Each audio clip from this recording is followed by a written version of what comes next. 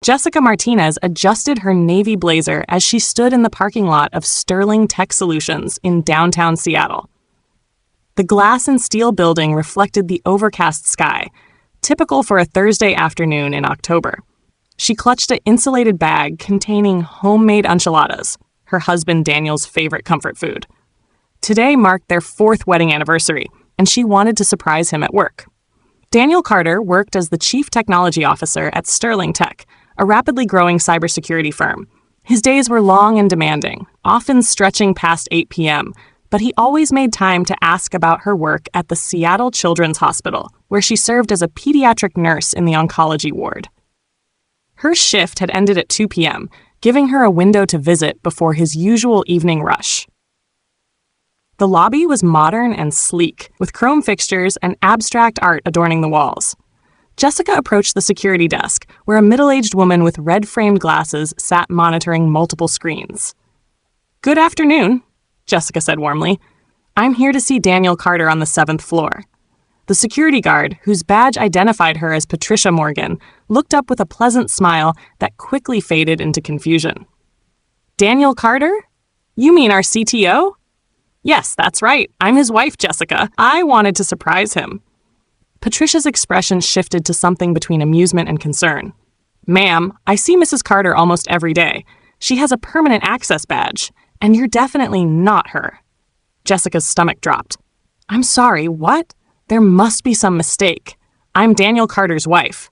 We've been married for 4 years." "Look, I don't know what kind of situation this is," Patricia said, her tone becoming more guarded. "But the woman who comes here is named Mrs. Dare Carter. She's here right now, actually. Been in meetings with your husband all morning." Before Jessica could respond, the elevator doors opened and a woman stepped out.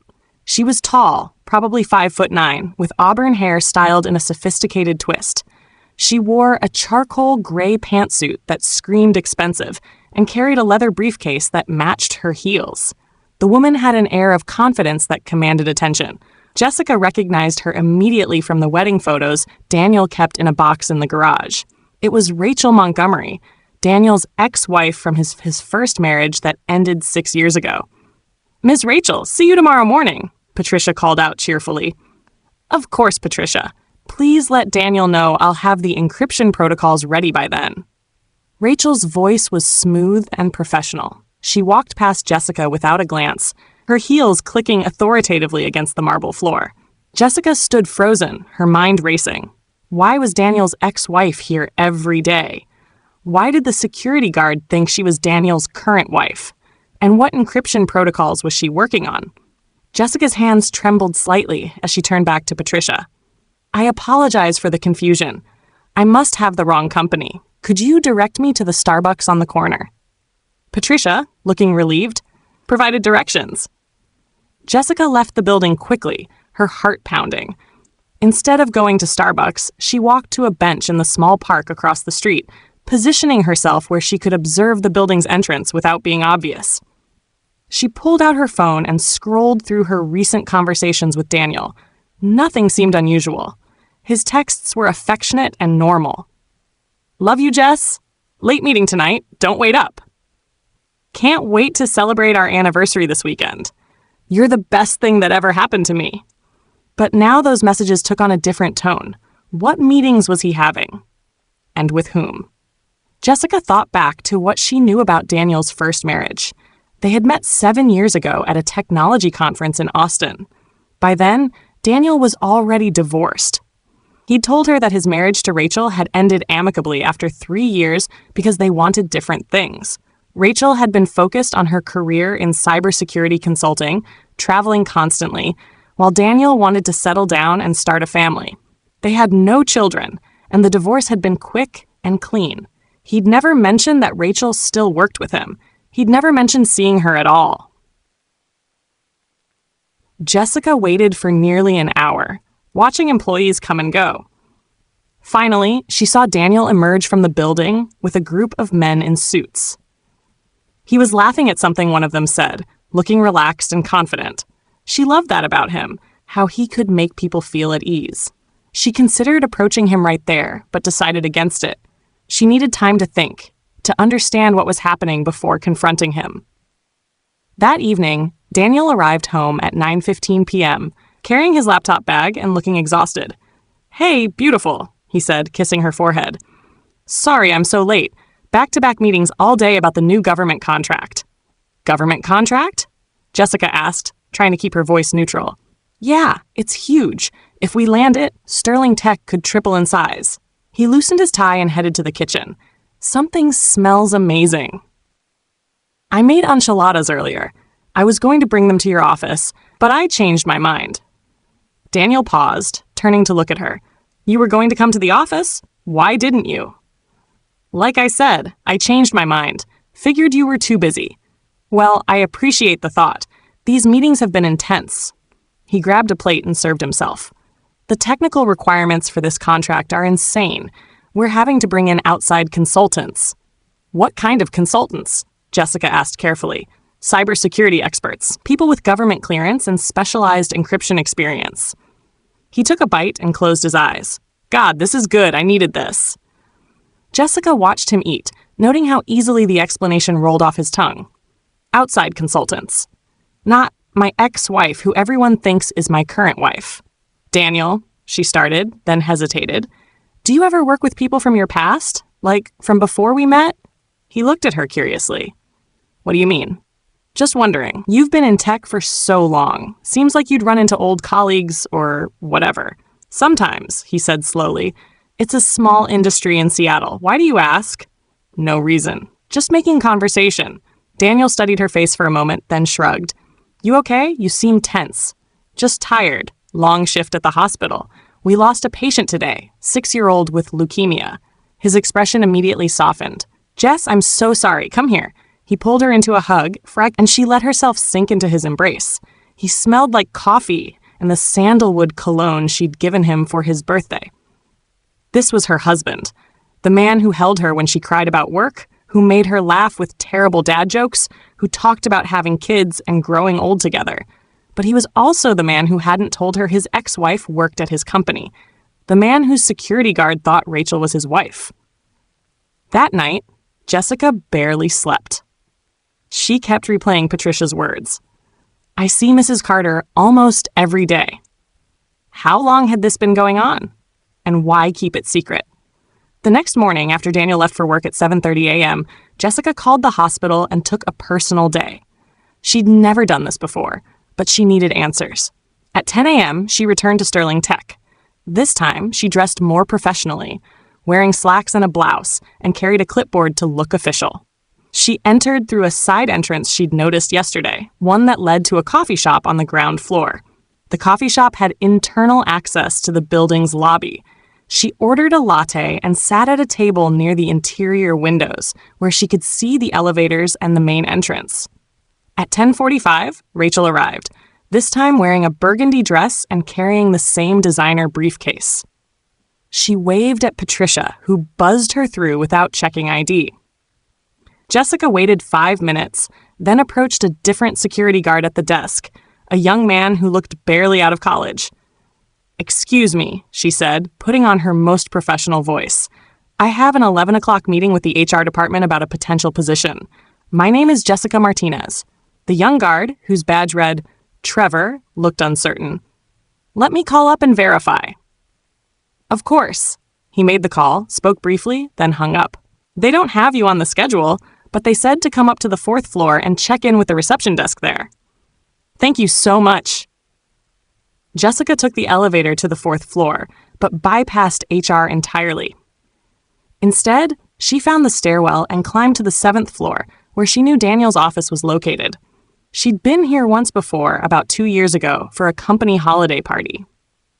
The 7th floor was quiet, with thick carpet muffling footsteps and glass-walled conference rooms lining the corridors.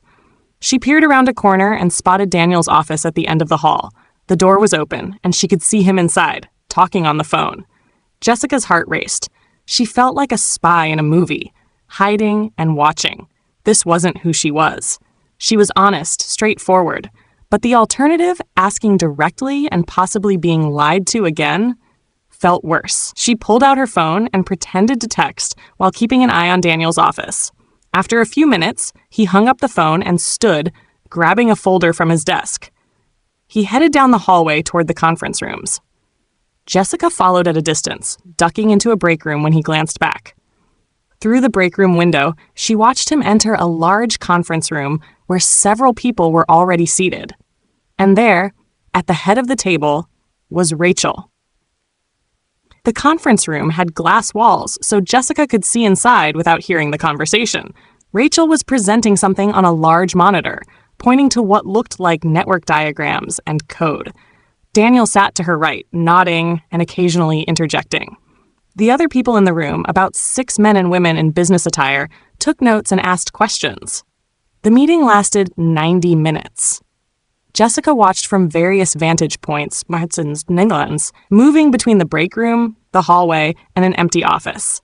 She felt ridiculous, but couldn't stop herself. What struck her was the ease between Daniel and Rachel. They clearly had a comfortable working relationship.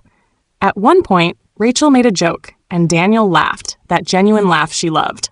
When she asked him a technical question, he answered without hesitation, and she nodded approvingly. They looked like colleagues, maybe even friends. But Daniel had told her nothing about this. When the meeting finally ended, Jessica quickly retreated to the stairwell. She waited there, listening. She could hear voices in the hallway. "Excellent work on the encryption standards," a man's voice said. "Rachel, you're exactly what we needed for this project." "I appreciate that, James," Rachel replied. "Daniel and I make a good team. We always did." "That's what I like to see," James continued. "Putting personal history aside for professional excellence. Not everyone can work with their ex-spouse." Jessica's breath caught. So Daniel's colleagues knew about their past. But why did Patricia think Rachel was his current wife? "Daniel," Rachel's voice continued, "can we meet Monday morning to finalize the authentication protocols? I know you have that appointment at 2 p.m., so morning would be better." "Sure," Daniel replied. "How about 9 a.m. in my office?" "Perfect. And thanks again for helping with the situation with Mom. The rehab facility is working out well." "Of course. Family's important, even if we're not married anymore."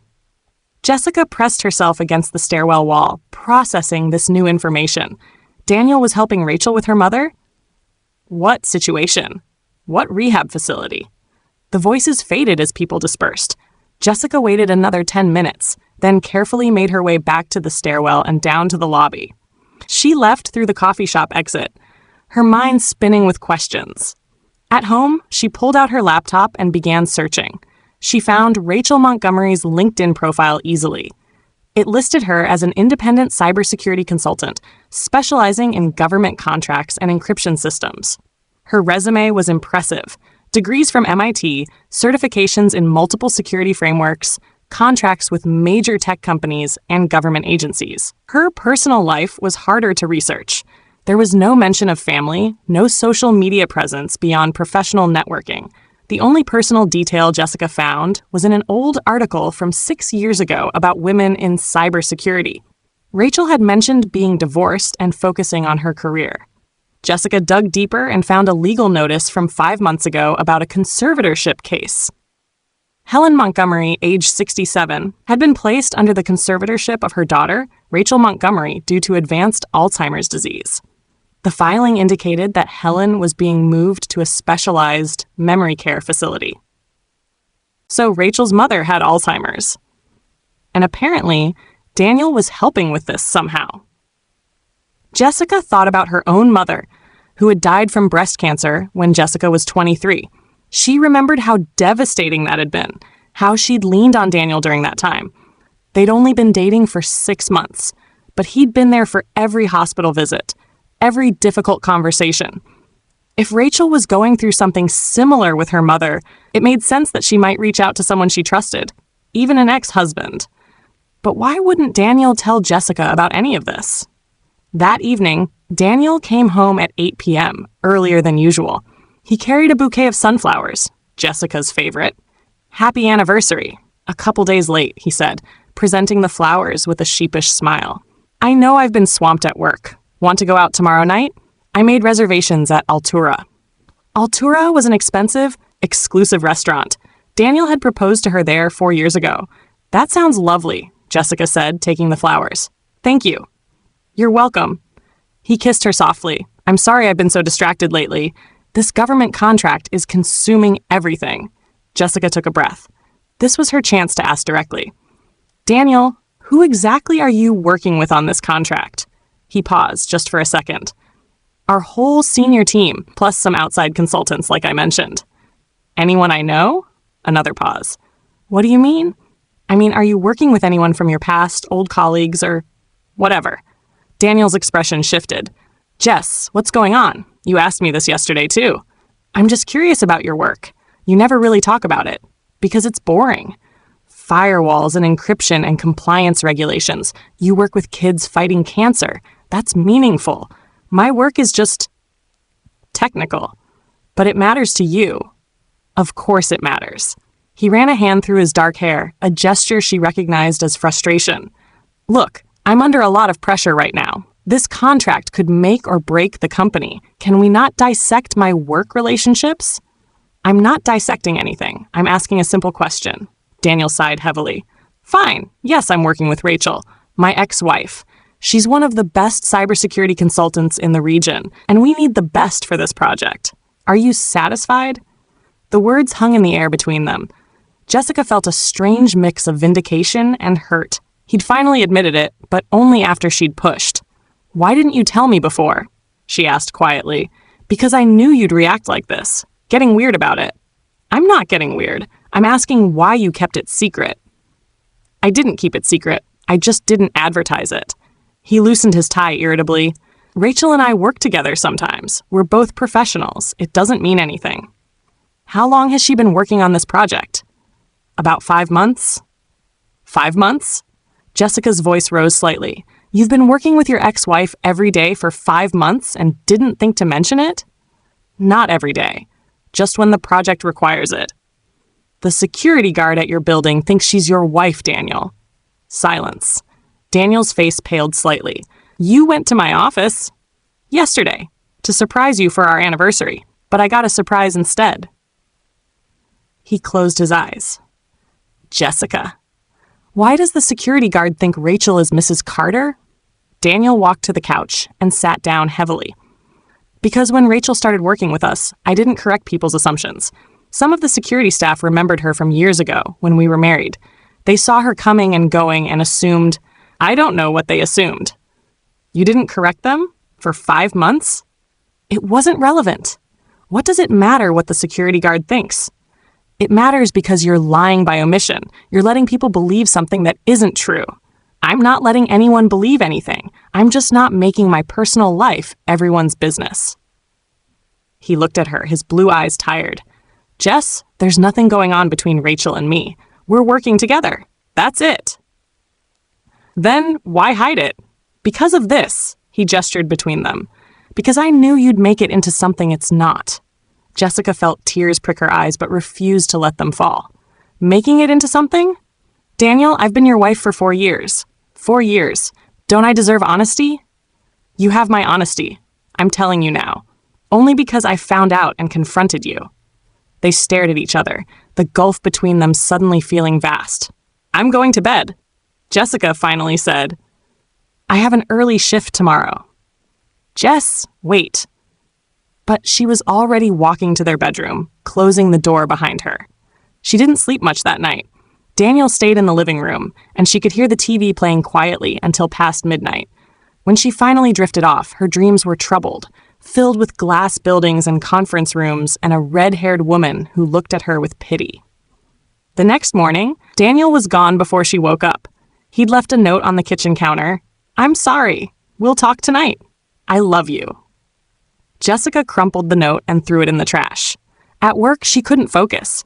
She went through the motions with her young patients, but her mind was elsewhere. During her lunch break, she sat in her car and cried, something she never did.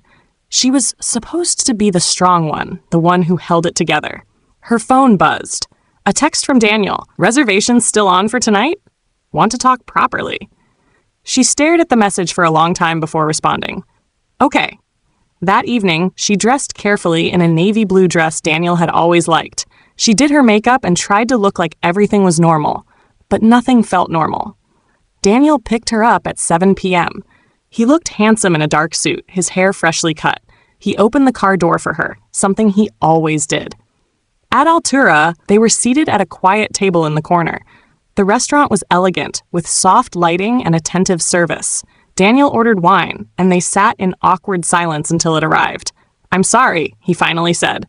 "I handled this badly." "Yes, you did. I should have told you about Rachel from the beginning when she first started working with us." "Why didn't you?" He swirled the wine in his glass. "Honestly, because I was afraid. Afraid you'd misunderstand, afraid you'd worry, afraid it would cause problems between us. So instead, you lied." "I didn't lie, I just omitted." "That's still lying, Daniel." He nodded slowly. "You're right, it is, and I'm sorry." The waiter came to take their order. They both chose mechanically, not really caring about food. When they were alone again, Jessica asked, "Tell me everything. About Rachel, about why she's there, about all of it." Daniel took a deep breath. "Okay, 5 months ago, we were awarded a preliminary contract for a major government cybersecurity project. It's the kind of thing that could transform Sterling Tech from a regional company to a national player. But the technical requirements were beyond what our current team could handle alone. So you needed consultants." "Exactly. We needed someone with government clearance, someone with expertise in advanced encryption, someone who understood the unique challenges of working with federal agencies." He paused. "Rachel has all of that. She's one of the top people in the field." "So you hired your ex-wife." "Not me personally.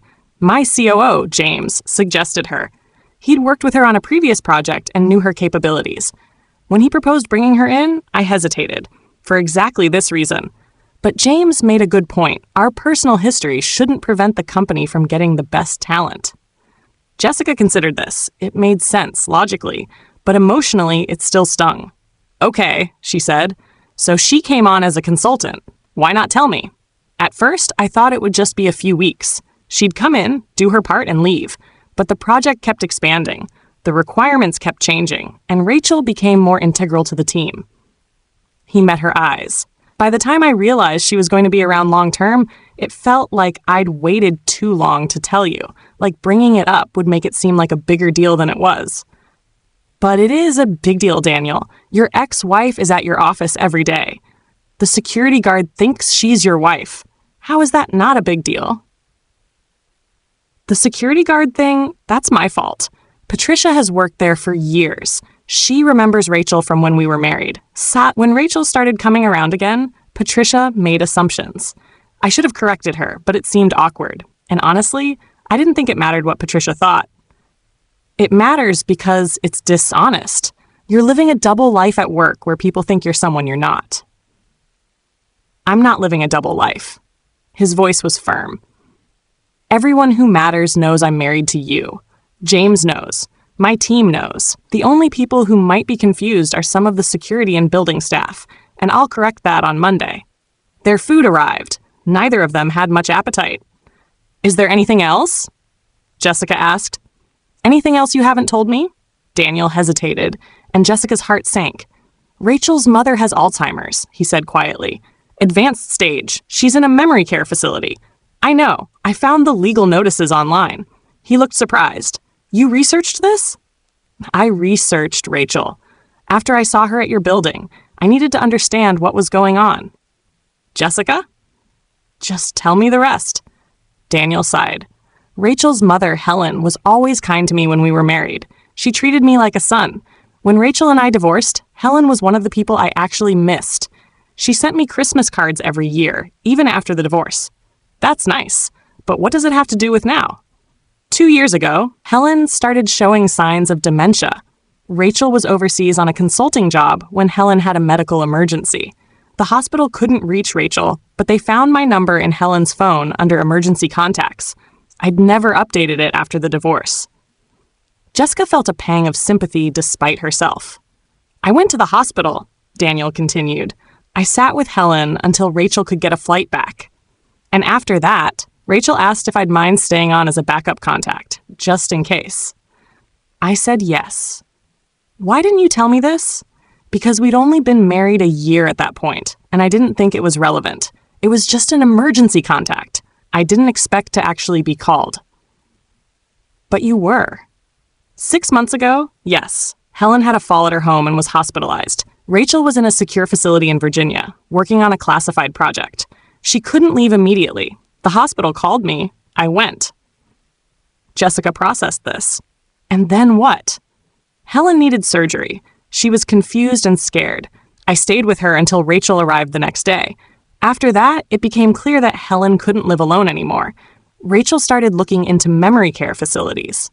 This was while Rachel was working at Sterling Tech? Yes. The timing was terrible.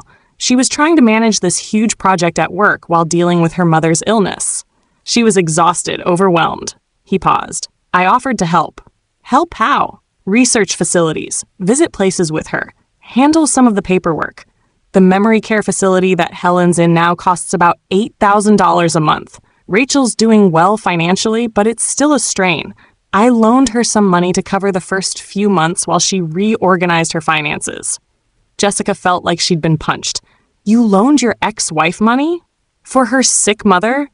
Yes. How much? $25,000. The number hung in the air. $25,000 was a significant amount. It was money from their joint savings account, money they'd been accumulating for a down payment on a house. When were you planning to tell me about this? Jessica's voice was barely above a whisper. She's paying me back. Monthly installments. She's already paid back $7,000. That's not what I asked. No. Daniel pushed his food around his plate.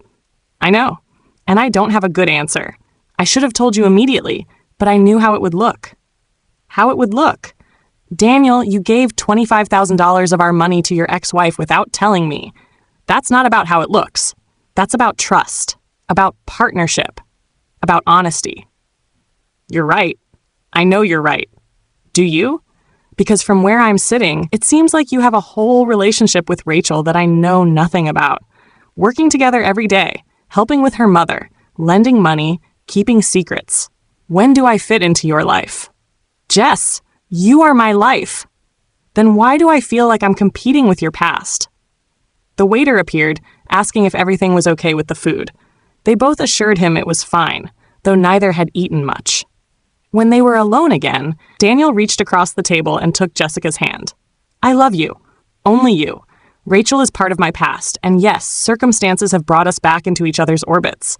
But it's not romantic. It's not emotional. It's professional and humanitarian. But you discuss our relationship with her. You told her you weren't ready to tell me about helping her. I saw text messages.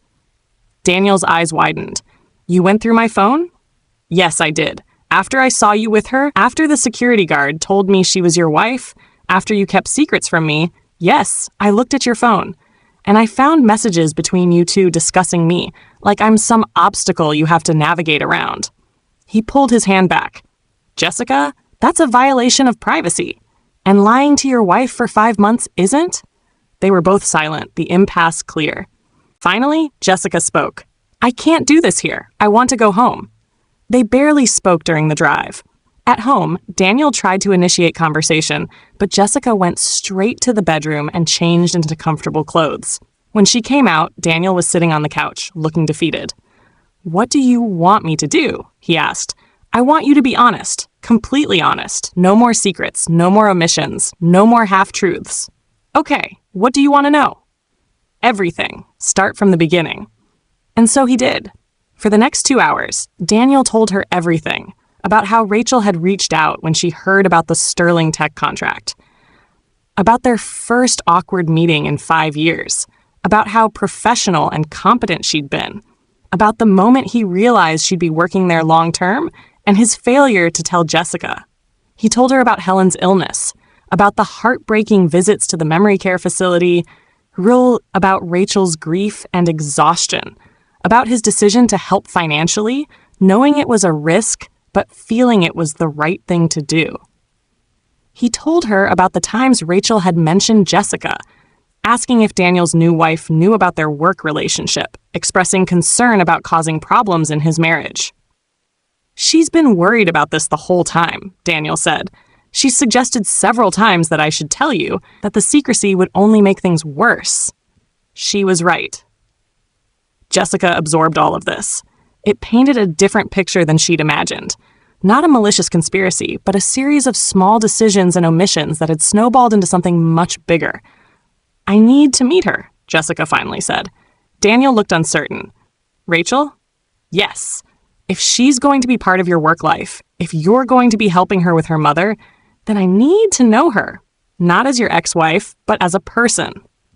"Are you sure?" "No, but I think it's necessary." Daniel nodded slowly. "I'll arrange it."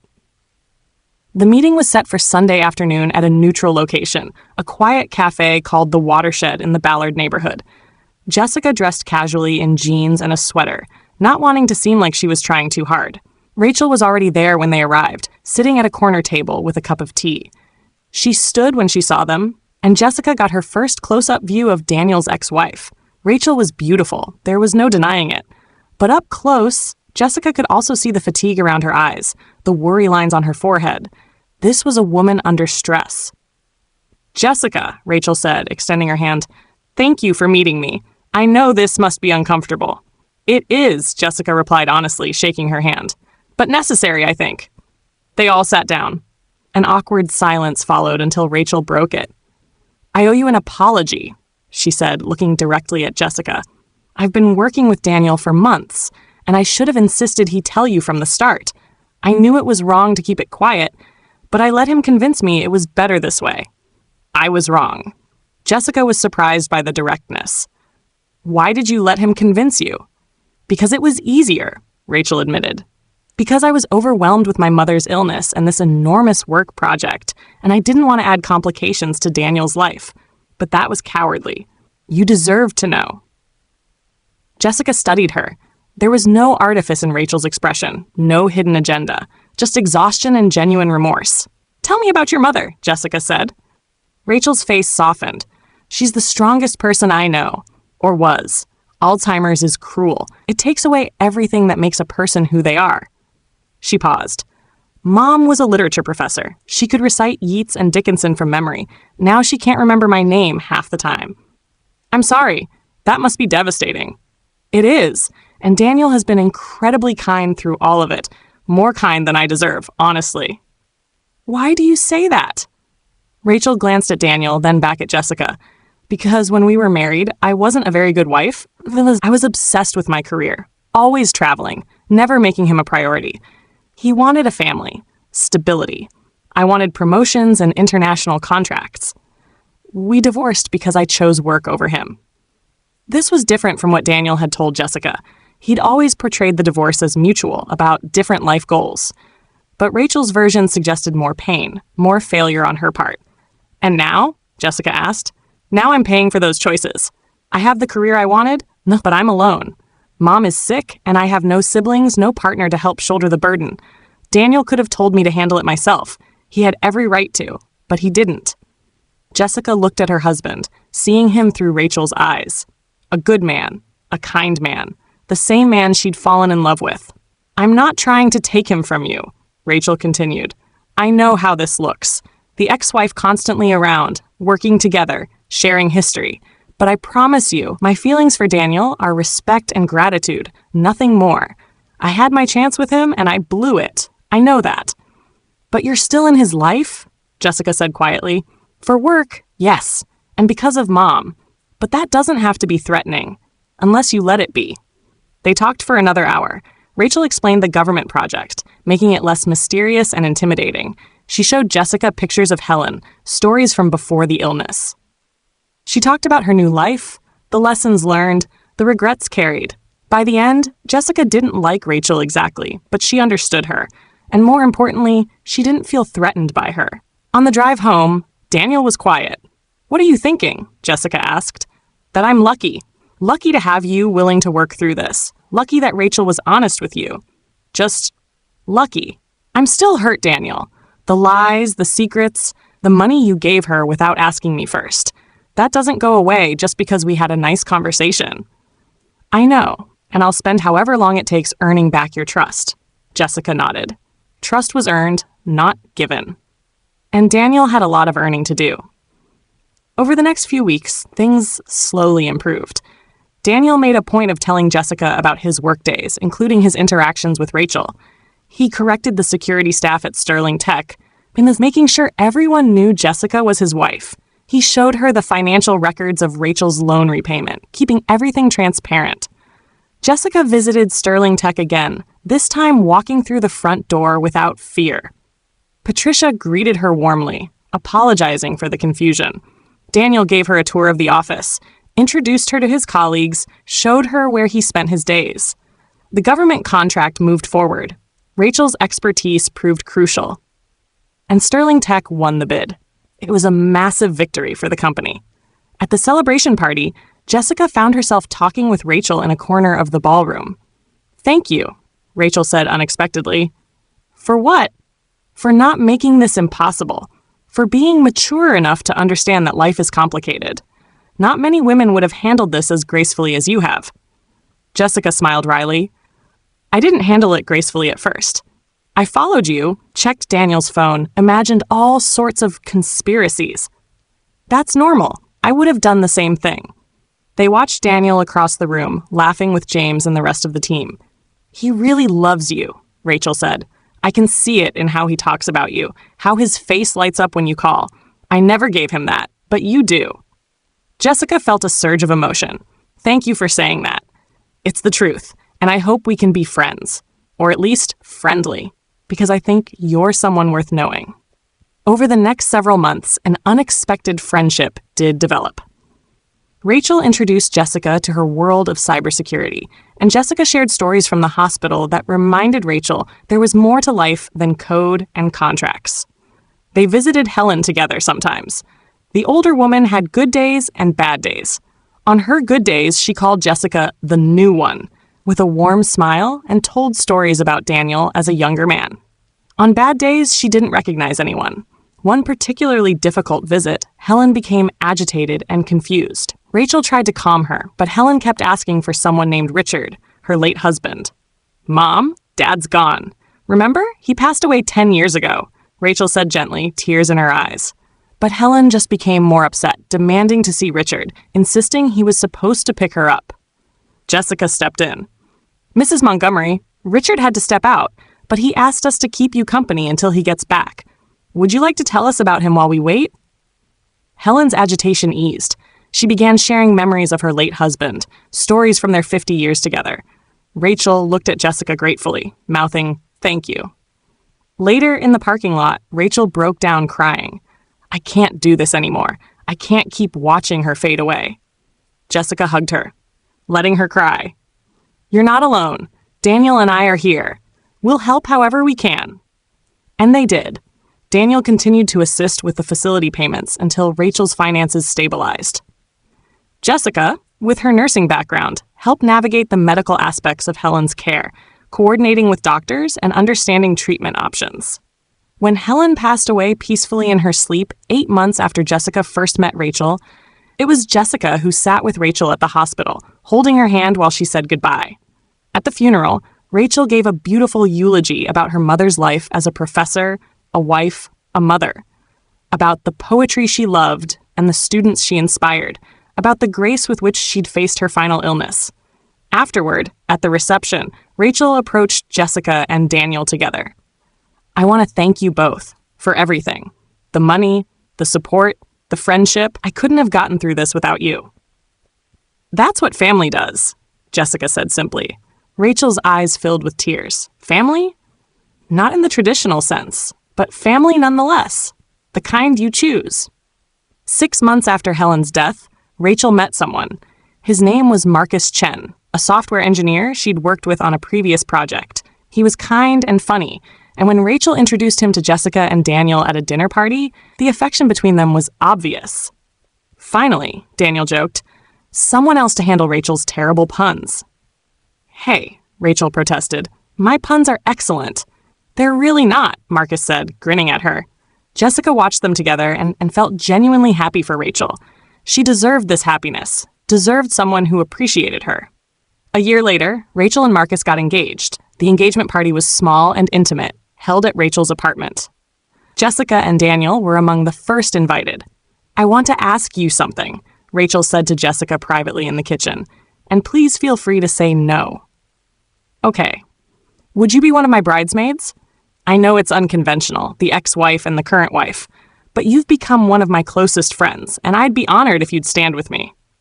Jessica was surprised but touched. I'd love to. The wedding was beautiful, a small ceremony overlooking Puget Sound. Jessica stood beside Rachel as she married Marcus, feeling no jealousy or discomfort, only joy for her friend. At the reception, Daniel pulled Jessica onto the dance floor. Can you believe this? He murmured. 2 years ago, you were following Rachel around Seattle, convinced she was trying to steal me away. Jessica laughed. I was such an idiot. You were scared. There's a difference. And now she's one of my best friends. Life is strange. Life is good, Daniel corrected, spinning her around. Meanwhile, Jessica's life had its own developments.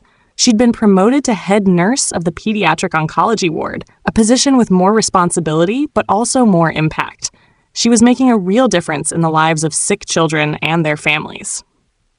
And then, during a routine checkup, Jessica discovered she was pregnant. She and Daniel had been trying for about a year without success, so the news came as a joyful surprise. Daniel was ecstatic, immediately starting to plan nurseries and read parenting books. When they told Rachel and Marcus over dinner, Rachel jumped up and hugged Jessica fiercely. I'm so happy for you. You're going to be an amazing mother. Thank you, and I hope you'll be part of the baby's life. As an honorary aunt, I'd be honored. 7 months later, Jessica gave birth to a daughter they named Sophie Alina. Alina was after Jessica's late mother, carrying on her memory to the next generation. Rachel visited the hospital the day after Sophie was born, bringing flowers and a beautifully embroidered baby blanket. She's perfect, Rachel said, looking down at the sleeping newborn. Want to hold her? Jessica offered. Rachel's eyes widened. Really? Really? Rachel carefully took Sophie in her arms, gazing down at her with wonder. Hello, little one. I'm your Auntie Rachel. I'm going to teach you about computers and encryption and how to be a strong, independent woman. Let's start with sleeping through the night, Jessica joked. Over the next 2 years, their unconventional family grew closer.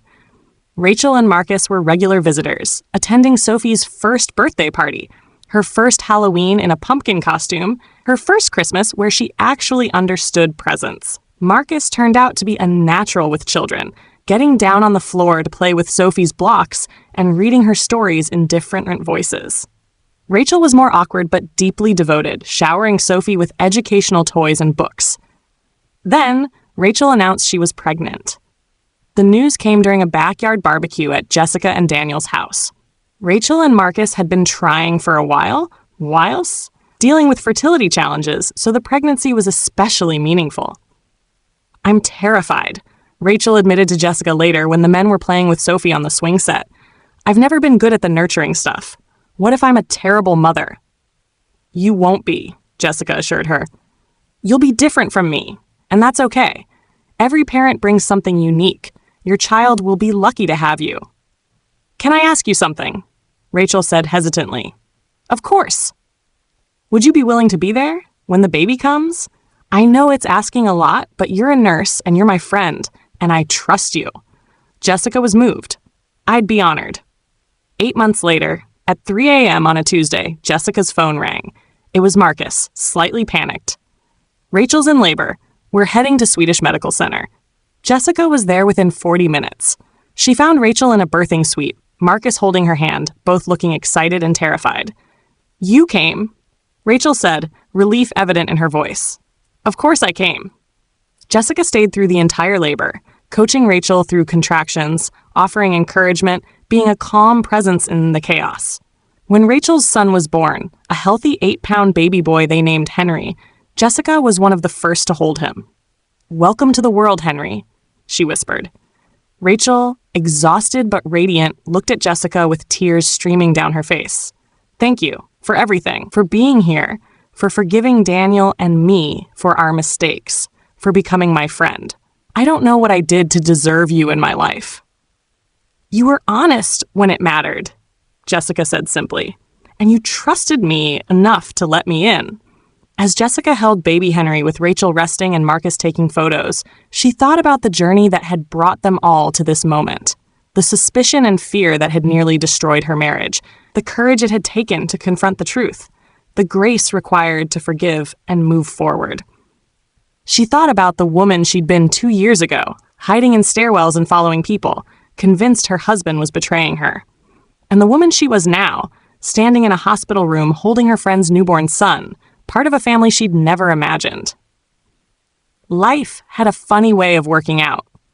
Sophie and Henry grew up together, more like cousins than family friends. They had play dates and shared birthdays. Sophie, a year and a half older, was protective of Henry, always making sure he was included in games. The two families spent holidays together, vacationed together, supported each other through career changes and challenges. When Daniel decided to leave Sterling Tech to start his own cybersecurity firm, Rachel was his first hire as a partner. When Jessica published her first research paper on pediatric oncology nursing protocols, Rachel and Marcus hosted a celebration dinner. On Jessica and Daniel's 7th wedding anniversary, they renewed their vows in a small ceremony in their backyard. Sophie was the flower girl, scattering petals with serious concentration. Henry was the ring bearer, though he needed Marcus's help not to drop the rings. Rachel and Marcus stood beside them as witnesses, a visible symbol of how much had changed and grown in their relationships. During the ceremony, as Jessica looked into Daniel's eyes and promised again to love and cherish him, she thought about trust, how it could be broken and rebuilt, how it required honesty, but also vulnerability, how it was worth fighting for. Later at the reception, Rachel pulled Jessica aside. "I need to tell you something," Rachel said. "Okay." Marcus and I have been offered positions in Boston. MIT is starting a new cybersecurity research division, and they want us to lead it. It's an incredible opportunity. Jessica's heart sank. Boston? That's across the country.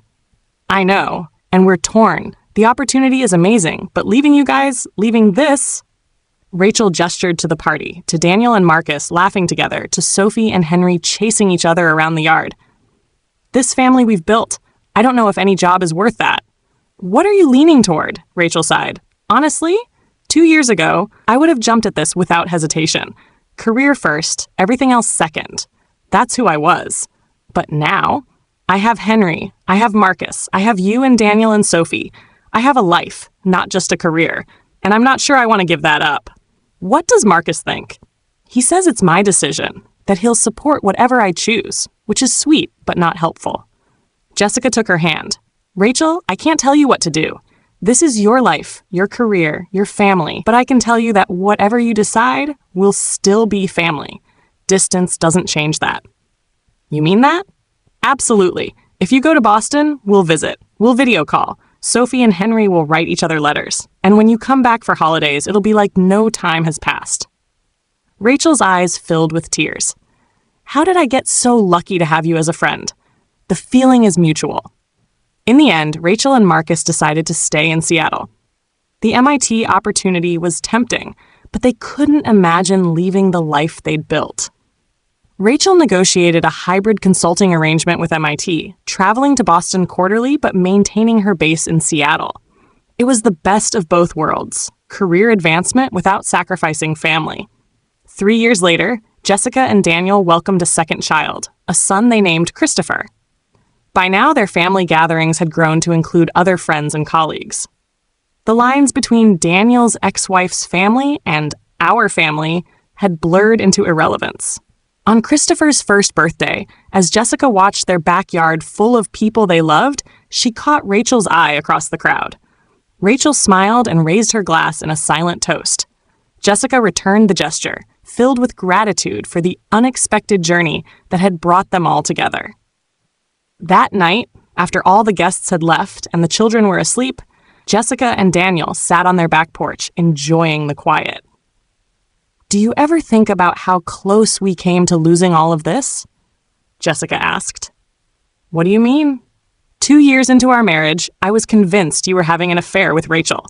I was spying on you, going through your phone, imagining the worst. If we'd handled that differently, if we'd let the secrets and lies destroy us, none of this would exist. No friendship with Rachel and Marcus, no extended family for our kids, no partnership in your business. Daniel pulled her close. But we didn't let it destroy us. You chose to confront me instead of letting resentment build. I chose to finally be honest. Rachel chose to reach out to you. And Marcus, well, Marcus chose to put up with all of us. Jessica laughed. He's a saint. He really is. They sat in comfortable silence for a while, watching stars emerge in the darkening sky. You know what I learned from all of this? Jessica said finally. What? That the stories we tell ourselves are often wrong.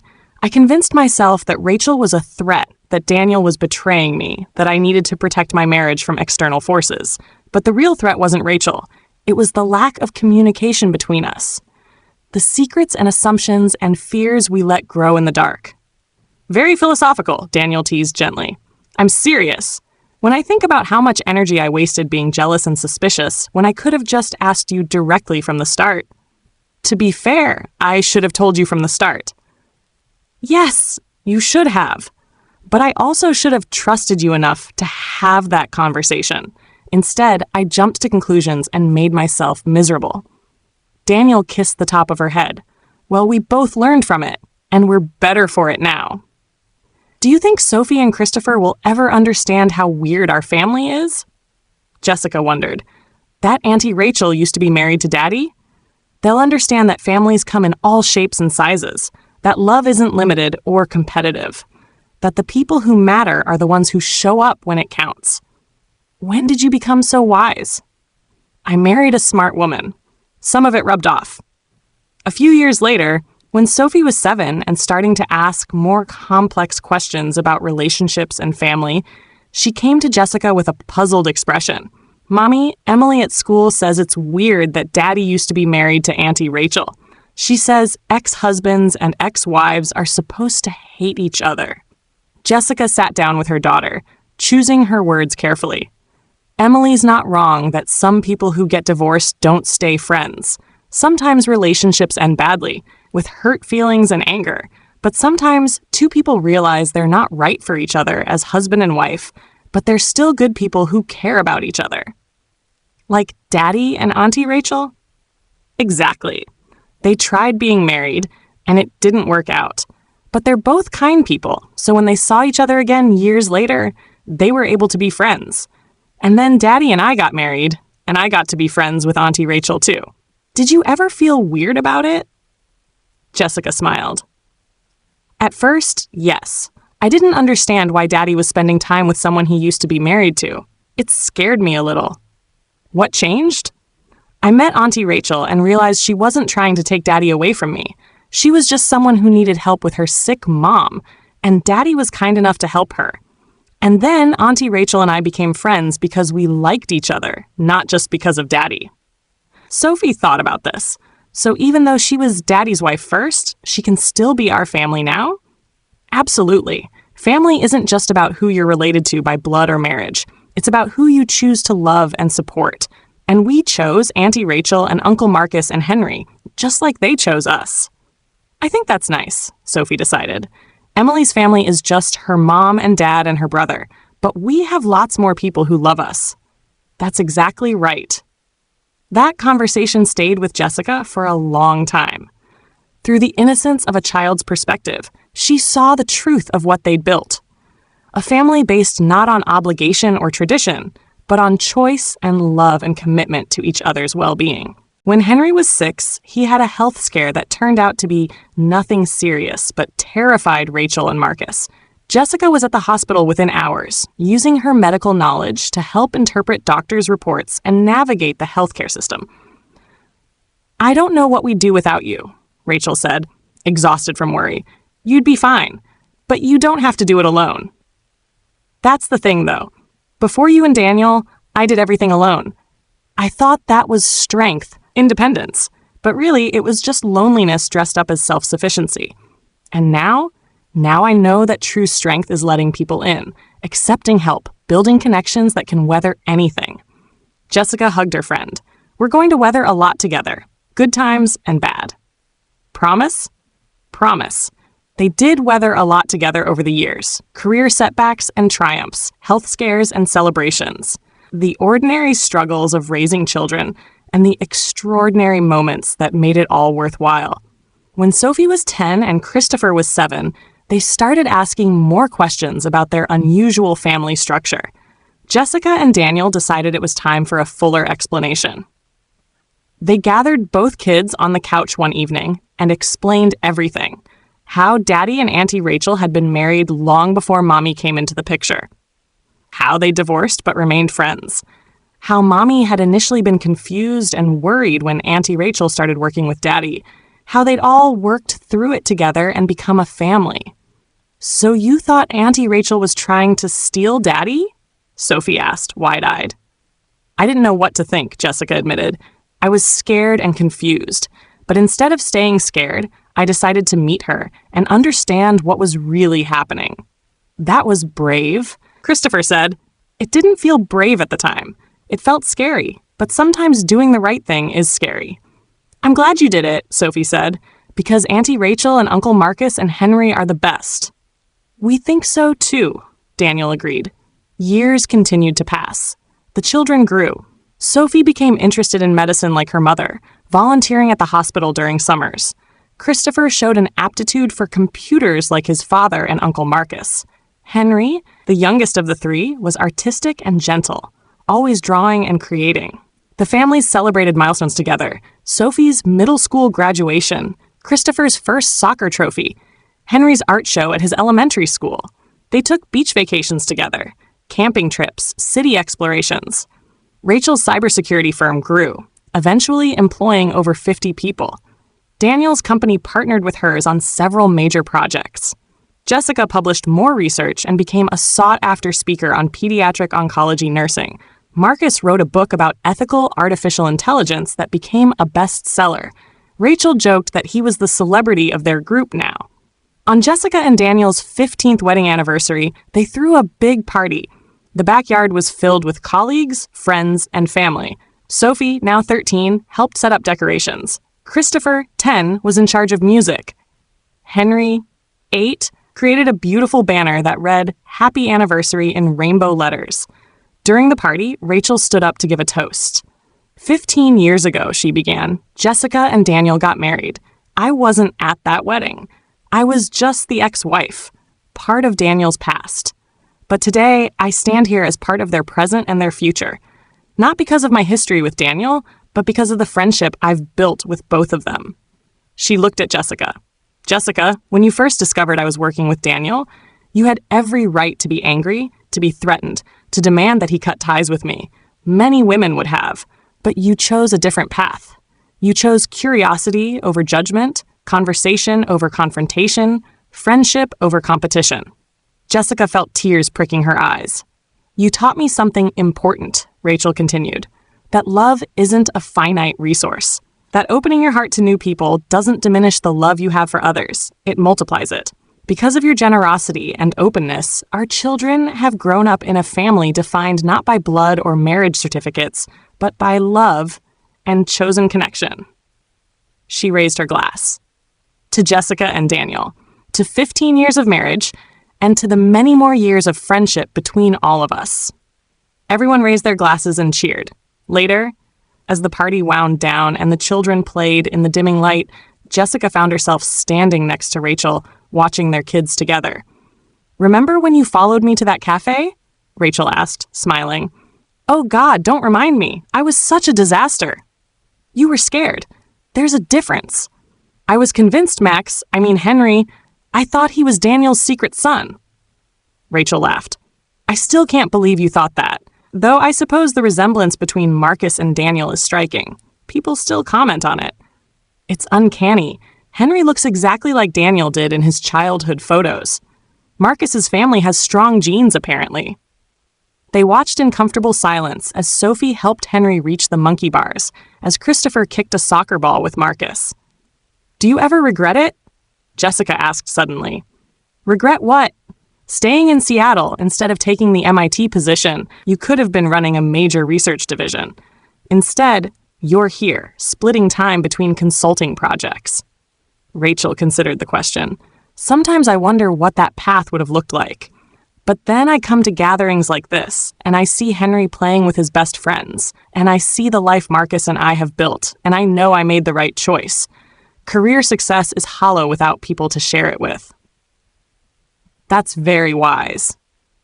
"I learned it the hard way. from losing Daniel the first time, from almost missing out on this family, from realizing too late that the things that matter most aren't the things you can put on a resume. Jessica squeezed her friend's hand. I'm glad you figured it out. Me too. As the sun set and the party finally ended, as they said goodbye to Rachel and Marcus and Henry, as they tucked their own children into bed and cleaned up the remnants of celebration, Jessica reflected on the journey that had brought them to this point. 15 years of marriage, multiple children, a business partnership, a deep friendship with people who had once seemed like threats. It had required honesty from Daniel, courage from Jessica, openness from Rachel, and patience from Marcus. It had required all of them to be willing to communicate, to forgive, to grow. But most of all, it had required a fundamental belief that people are complex, that situations are rarely black and white, and that the truth is usually more nuanced than our fears suggest. What are you thinking about? Daniel asked, joining her on the porch after the kids were asleep. Everything. How far we've come. How close we came to throwing it all away. But we didn't. No, we didn't. And I'm grateful for that every day. Daniel pulled her close. So am I. They sat together in the darkness, listening to the sounds of their neighborhood settling in for the night. Somewhere in the distance, a dog barked. A car drove by. Normal, ordinary sounds of life continuing. And Jessica thought about how sometimes the best things in life come from facing our fears instead of running from them. From choosing connection over suspicion. From building bridges instead of walls. From trusting that love, real love, is strong enough to weather secrets and mistakes and complicated histories. From believing that families can be created, not just inherited. And from understanding that sometimes the people who seem like threats can become the greatest blessings if we're brave enough to let them in. As she sat there with Daniel, thinking about Rachel and Marcus and their children, about the life they'd all built together, Jessica smiled. The conference room conspiracy had turned into something far more beautiful than she could have imagined. A family bound not by obligation, but by choice, by love, by the commitment to show up for each other no matter what.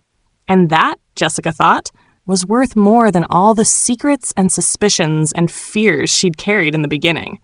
That was worth everything.